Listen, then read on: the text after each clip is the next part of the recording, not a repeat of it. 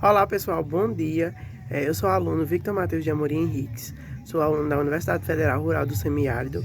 Estou aqui hoje para fazer um vídeo experimental da disciplina de Química Geral com a professora Paula Caterine, e hoje a gente vai estar abordando aqui um experimento sobre a termoquímica. Primeiramente eu vou dar os conceitos iniciais sobre o que é um pouco de data termoquímica e depois eu vou falar sobre o processo experimental. Bom, o que é termoquímica? Termoquímica é a parte da química, né, que estuda a energia. Energia é essa que tanto pode ser liberada quanto absorvida, né? E ele também pode ser caracterizado pelos processos endotérmicos e pelos processos exotérmicos. E o que são esses processos endotérmicos e esses processos exotérmicos? Os processos endotérmicos são aqueles que absorvem energia e ele possui seu balanço energético positivo, ou seja, sua variação de entalpia vai ser maior do que zero.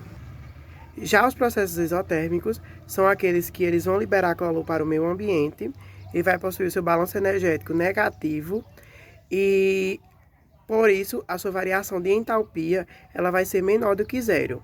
E quando eu falei desse calor que é liberado nos processos exotérmicos, eu estou falando da energia térmica, que ela vai haver uma troca de calor de um corpo com maior temperatura para um corpo de menor temperatura. E quando não houver esse compartilhamento de energia de um corpo para o outro, é porque não existe calor, ou seja, eles não alcançaram o seu equilíbrio térmico. E eu tenho falado tanto aqui, né, de entalpia. E o que é entalpia? Entalpia ela pode ser simbolizar, tem como símbolo o H, né? E a entalpia é quando a gente consegue medir a energia em uma pressão constante. E como é que a gente pode medir essa entalpia?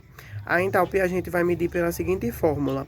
ΔH, que é a variação de entalpia, igual a entalpia final menos a entalpia inicial. Agora eu vou falar um pouco sobre os materiais que eu vou utilizar no meu experimento.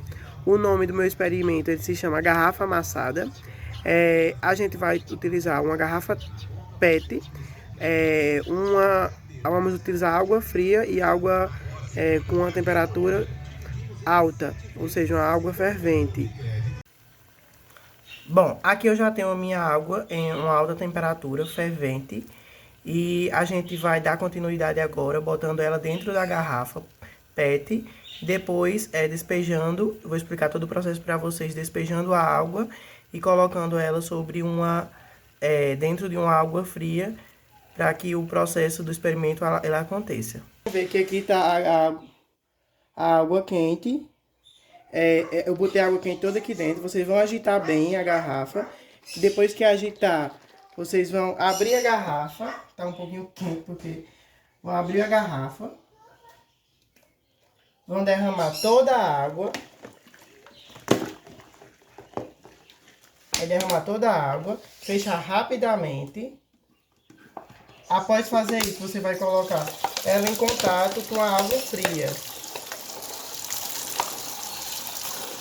Bom, como vocês podem ver, a garrafa ela ficou toda amassada, né?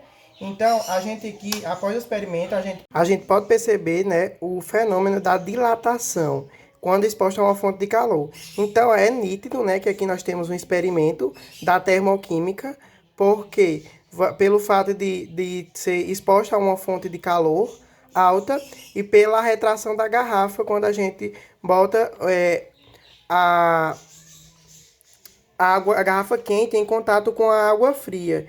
Então, quanto maior for a temperatura da água que for colocada aqui dentro da garrafa, maior vai ser a retração da garrafa. E isso por quê? Porque vai ser uma fonte de calor alta exposta em contato com a água fria, então ela vai perder todo esse calor quando a gente coloca ela em contato, porque, como eu havia falado, a pressão atmosférica ela é maior do que a pressão interna da garrafa. E aqui também a gente pode observar outro fenômeno, que é o fenômeno outro fenômeno da termoquímica, que trata a expansão e a contração dos gases.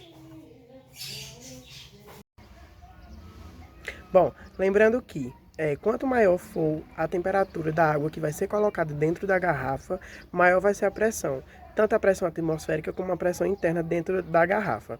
Como vocês podem ter percebido anteriormente, a gente, ao colocar a garrafa quente em contato com a água fria, ela vai ficar toda amassada. E por que que isso vai acontecer? Porque quando a gente colocar ela, quando a gente colocou a água quente dentro da garrafa, a gente colocou uma água em uma alta temperatura que sofreu uma agitação em suas moléculas. Então, a pressão interna da garrafa ela vai ser menor do que a pressão externa. E que pressão externa é essa? A pressão atmosférica. Então, por esse motivo, a garrafa ela vai ficar toda esmagada devido a essa diferença da pressão, tanto a pressão interna como a pressão externa, que é a pressão atmosférica. Ela vai ficar toda esmagada justamente por esse motivo. Bom, e a equação que vai explicar o fato da garrafa amassada é a equação dos gases ideais, onde a fórmula é composta por PV, que é a pressão final vezes o volume final, igual a nRT. N é o número de mols dos gases, R é a constante universal dos gases e T é a temperatura dos gases. Então, esse foi o meu vídeo experimental.